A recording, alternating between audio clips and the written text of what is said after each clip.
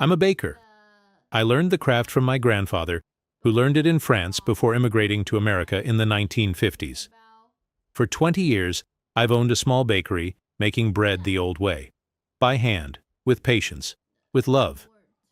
Bread has always been my language.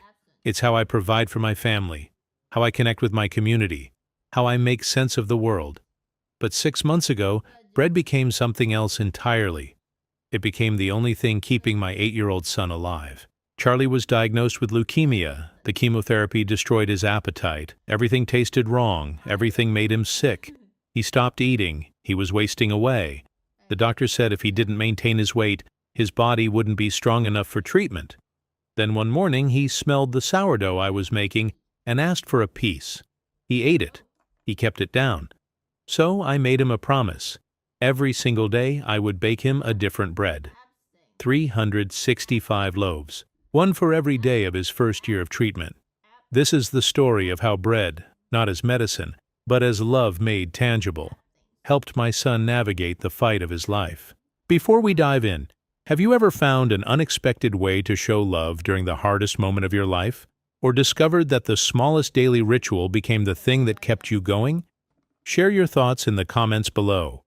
And if you love stories about fathers and sons, fighting impossible battles, and finding hope in the simplest things, please subscribe so you don't miss our next one.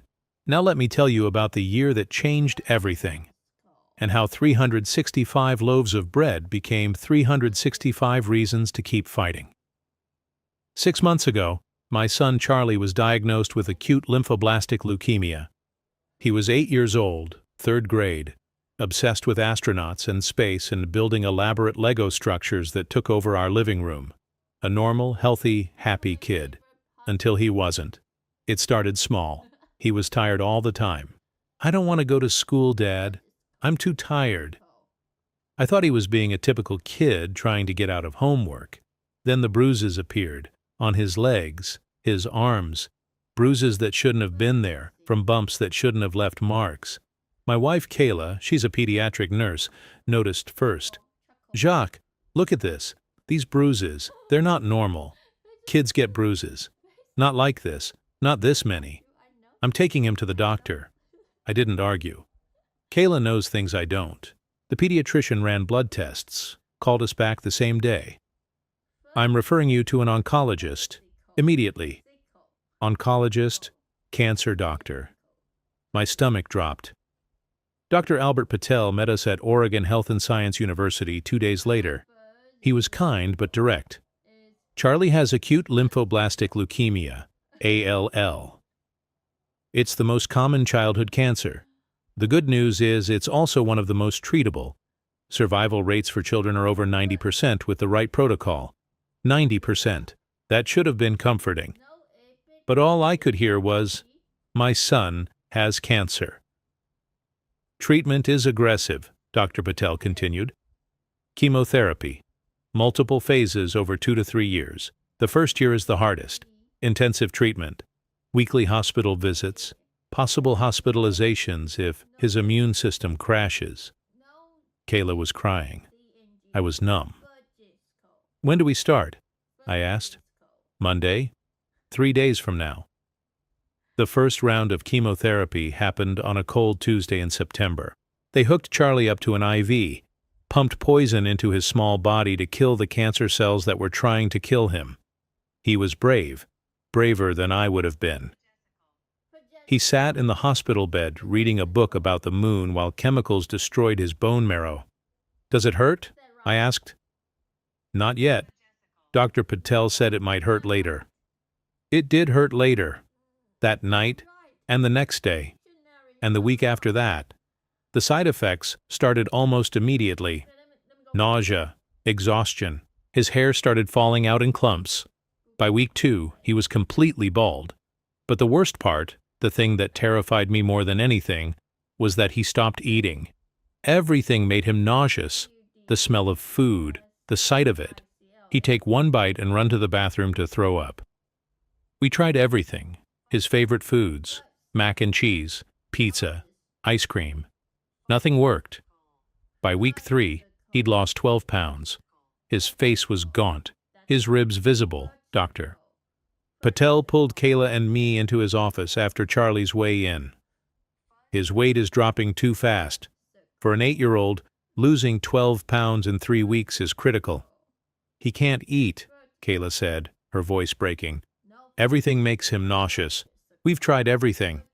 I understand, but here's the reality. If Charlie doesn't maintain adequate nutrition, his body won't be strong enough to handle the treatment protocol. We'll have to reduce the chemotherapy dosage, which significantly reduces our chances of achieving remission.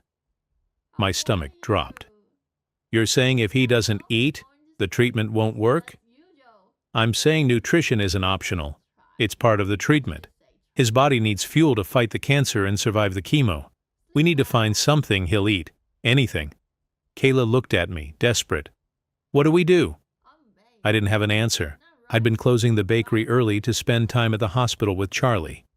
My employees, bless them, had been covering shifts, keeping things running. But I still went in every morning at 4 a.m. to do what I'd always done, make bread. It was meditative, mixing flour and water and salt and yeast, kneading dough, watching it rise, shaping it, baking it. The same process my grandfather Beau had taught me when I was 10 years old. Bread is life, Jacques, he'd told me in his thick French accent. You make bread with your hands, but you make it with your heart too. People taste the difference.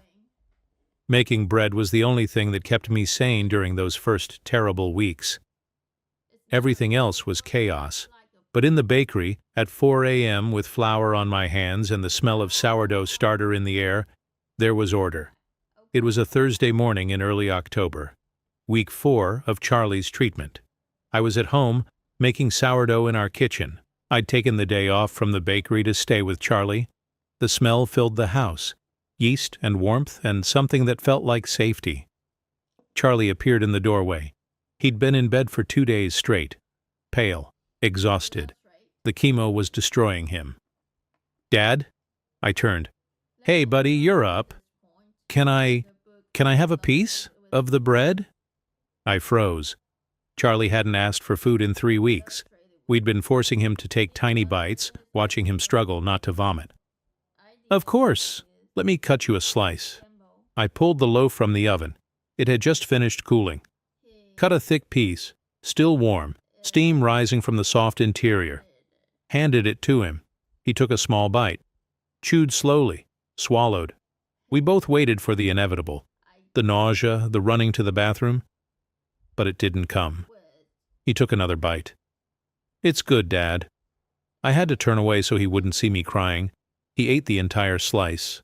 Slowly, carefully. But he ate it, and he kept it down. That night, after Charlie was asleep, I sat with Kayla at the kitchen table. He ate today, I said. For the first time in weeks, he actually ate. Her eyes were red from crying, but there was hope there too.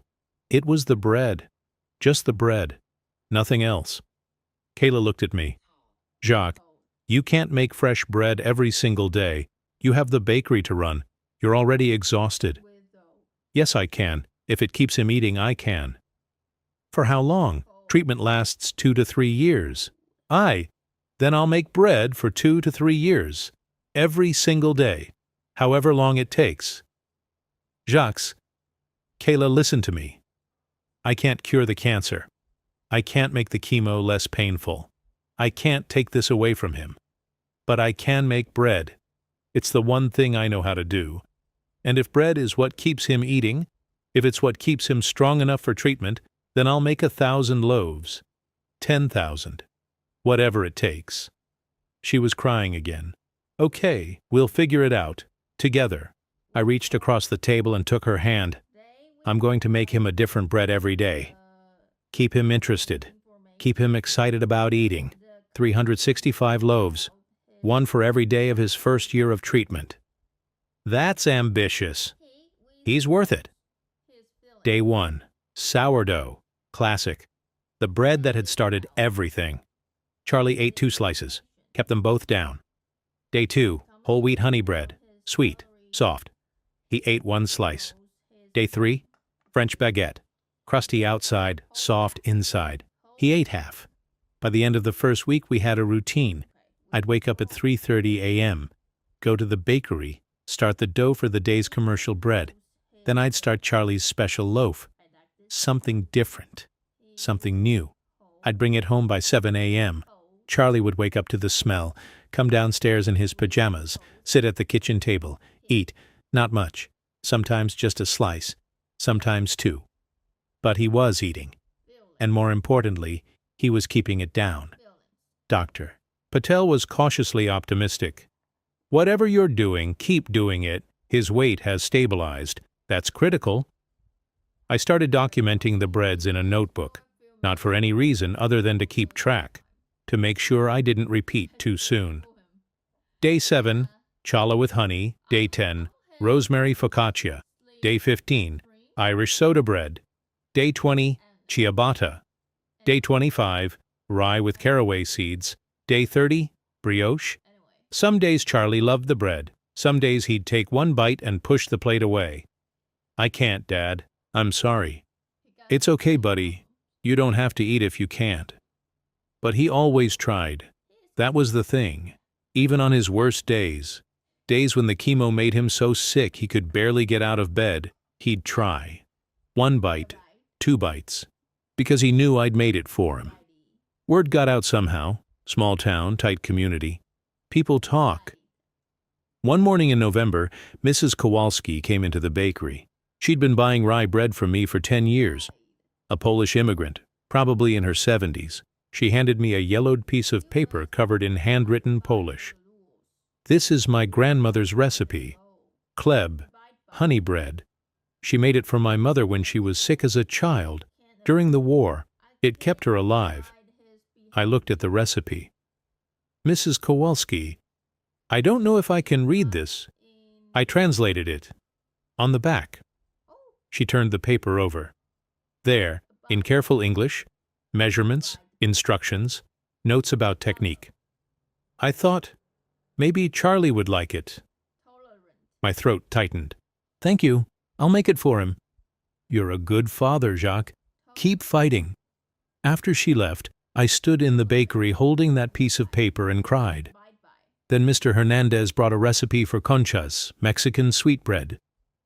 My daughter loved these when she was little. She's 25 now, but I still make them for her. Then the Nguyen family brought a recipe for banh mi bread, Vietnamese, our grandmother's recipe. Then the Johnsons brought their grandmother's southern biscuit recipe. Then the Patels, yes, Dr. Patel's family, brought a recipe for naan. Dr. Patel's wife came into the bakery herself. Albert told me what you're doing. This is our family's recipe for roti, Indian flatbread. Albert grew up eating this. Maybe Charlie will like it. My bakery became a collection of the world's breads, each one a gift, each one a piece of someone else's history, each one hope wrapped in flour and love. I made every single one for Charlie. Day 50. Polish honey bread, Mrs. Kowalski's recipe. Day 55. Mexican conchas. Day 60. Vietnamese banh mi bread. Day 65. Southern biscuits. Day 70. Indian roti. Charlie loved the roti. It's like a tortilla but better. I called Mrs. Patel to tell her. She cried. I'm so glad. We'll be praying for him. People I'd never met started leaving recipes at the bakery, tucked under the door, left at the counter, mailed to my home. Recipes from Italy, Greece, Ethiopia, Japan, Brazil, Spain, Portugal. I made all of them. Because each recipe wasn't just bread. It was someone saying, we see you. We see your struggle. We're with you. The chemo continued, week after week, month after month. Charlie's hair grew back slightly, then fell out again with the next round of treatment. He missed most of 3rd grade. We tried homeschooling, but some days he was too sick to focus. The worst days were the ones when he'd look at me and say, Dad, I'm tired. I don't want to do this anymore. I know, buddy, but we have to keep going. Why? Because you're going to beat this. Because you're strong. Because you have so much life ahead of you. What if I don't beat it? Those words nearly broke me, but I couldn't let him see that. Then we'll have spent every single day fighting together, and we'll have eaten some really good bread along the way. He smiled weakly. The bread is good. Tomorrow I'm making sourdough pancakes. Bread adjacent. Counts as a loaf. That's cheating. You'll eat them, though. Yeah, I will. Month 8? February. Day 240-something. I'd lost exact count. Charlie spiked a fever, 105 degrees. His immune system, decimated by chemo, couldn't fight off what should have been a minor infection. We rushed him to the ER. They admitted him to the ICU. Sepsis. Life-threatening. I stood outside the glass window watching doctors and nurses swarm my son, tubes, machines, IVs. His small body barely visible under all the medical equipment. Kayla was inside with him, holding his hand, talking to him even though he was unconscious. I went home at 2 a.m., couldn't sleep, went to the bakery, made bread anyway. Challah, Charlie's favorite. I brought it to the hospital at 6 a.m. The ICU nurse stopped me at the door. I'm sorry, sir, no outside food or drink in the ICU. Infection control. I know he can't eat it, he's intubated, but can I just leave it somewhere, at the nurse's station? I just want him to know I made it for him. She looked at the loaf, still warm in my hands. Her expression softened. I'll put it in the family waiting room. When he wakes up and we move him out of ICU, we'll tell him it's there. Okay? Thank you. 3 days later, when they moved Charlie to a regular room, breathing on his own, no longer critical, the first thing the nurse said was, "Your dad made you bread. It's been sitting in the waiting room for 3 days. Do you want some of it?" Charlie's voice was barely a whisper. Yes, please. They brought it to him. The challah was stale by then, 3 days old, but Charlie held it like it was treasure. Dad made this while I was asleep? He made it the day you got admitted, the nurse said.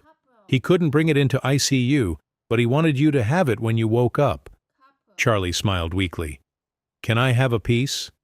Let's start with small bites. Your stomach needs to wake up too.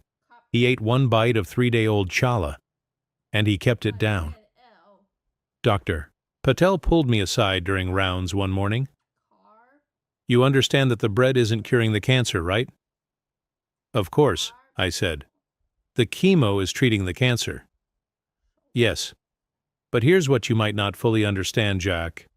Without consistent nutrition, Charlie's body couldn't handle the aggressive protocol we're using. Most kids his age lose so much weight during treatment that we have to scale back the chemotherapy, use less effective dosages, which reduces their chances of remission. He looked at me seriously. Though it's not the most ideal, balanced diet, the bread kept Charlie strong enough for the medicine to work. His weight has remained relatively stable. His body has had the fuel it needed to fight. That's not a small thing. I nodded, unable to speak. Whatever you're doing, the daily bread, the variety, the love you're putting into it, keep going. Day 300, sourdough with cranberries and walnuts. Day 310, pumpkin bread. Day 320, cinnamon swirl. Day 330, olive and herb focaccia. Day 340, potato bread day. 350, multigrain with seeds. We were getting close to 1 year, close to 365 loaves. Charlie was doing better. His latest scans showed the leukemia in remission. The cancer was still there. It would take years of maintenance therapy to fully eradicate it. But it was under control. Retreating. He's responding incredibly well to treatment, Dr. Patel said during our checkup. Kayla and I cried in the parking lot afterward. Relief, exhaustion, hope. Day 365, 1 year, 365 loaves of bread. 1 for every single day of Charlie's first year of treatment. I made a special loaf, but this time I let him help. We stood side by side in our kitchen. Charlie's hair had grown back, thin and patchy, but there. His face had more color. He'd gained back some of the weight he'd lost. He was eating better, but bread was still his favorite. Like this, Dad? He was dividing the dough into 3 strands for braiding. Perfect. You're a natural? Grandpa Bo would be proud. He would. He'd be proud of both of us. We braided the dough together, his small hands working alongside mine, brushed it with egg wash, sprinkled it with sesame seeds, slid it into the oven. While it baked, Charlie asked quietly, "Am I going to be okay?" I knelt down so we were eye level. "The doctors say you're responding really well to treatment. The cancer is in remission. But am I going to be okay?" I chose my words carefully. "I can't promise you the future, Charlie. I wish I could. But here's what I can promise. We're going to keep fighting. Together. One day at a time. One loaf at a time. And no matter what happens, you're not alone. You'll never be alone." He hugged me. "I love you, Dad." "I love you too, buddy." The timer went off. The bread was ready. We pulled it out together. Golden brown. Perfect. Charlie took the first slice, ate it slowly, savoring it. "This is the best one yet." "You helped make it. That's why." 3 years later. Charlie is 11 years old now. His hair is back, thick and dark like it was before. He's taller, stronger, healthy. He's been in complete remission for 2 years. 5-year survival rate for childhood ALL is over 90%. We're well on our way. Every Saturday, Charlie comes to the bakery with me. He's learning the craft. How to mix dough, how to shape loaves, how to know when bread is perfectly baked just by tapping the crust. "Will I be as good as you someday?" he asked last week. "You'll be better." "Will I be as good as Grandpa Bo?" I looked at my son, this boy who fought death and won, who ate bread every day for a year because he knew I made it with love. And I smiled. "You already are." I wrote a book, 365 Loaves, How I Fed My Son Through Cancer, One Bread at a Time. It's not a cookbook exactly. It's a memoir, a journal, a collection of recipes, yes, but also a collection of moments. The days Charlie couldn't eat, the days he ate 3 slices, the recipes from strangers that became gifts of hope. All the proceeds go to childhood cancer research. People write to me. Parents whose children are going through chemo. "My daughter won't eat. What bread should I try?" I write back. I send recipes. I send encouragement. I send hope. Because that's what bread was for us. It wasn't medicine. It wasn't a cure. But the bread kept Charlie alive long enough for the medicine to work. It gave him nutrition when nothing else would.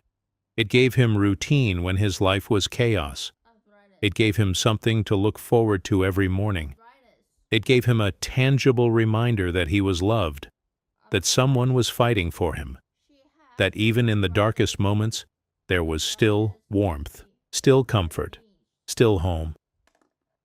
The bread was love, made real, made daily, made with hands that refused to give up. Last month, Charlie asked me, "Dad, what bread are you going to make tomorrow?" We were in the kitchen. He was doing homework at the table. I was prepping dough for the bakery's morning shift. "I don't know. What do you want?" "Surprise me." I laughed. "I thought you were done with the daily bread thing." "I am, but sometimes I miss it. The routine, waking up and knowing you'd made something just for me." "I still make bread just for you every Saturday." "I know. But it's not the same as every day. And tomorrow morning, just like I've done for years now, I'll wake up at 4 a.m. I'll go to the bakery. And I'll make bread. Because bread is still my language. It's still how I say, I love you. It's still how I make sense of the world. And every time I pull a loaf from the oven, golden, warm, perfect, I think about those 365 days, the hardest year of our lives, the year we fought death with flour and water and love, the year bread became more than food. It became hope, and hope, it turns out, is the most important ingredient of all. Have you ever found an unexpected way to show love during a crisis? Or discovered that a simple daily ritual became the thing that kept your family together? Share your story in the comments below. If this story about fathers and sons fighting impossible battles with love and bread and finding hope in the smallest daily acts touched your heart, please hit that like button and subscribe for more meaningful stories every day. Don't forget to click the notification bell so you never miss our next inspiring tale. Thanks for watching.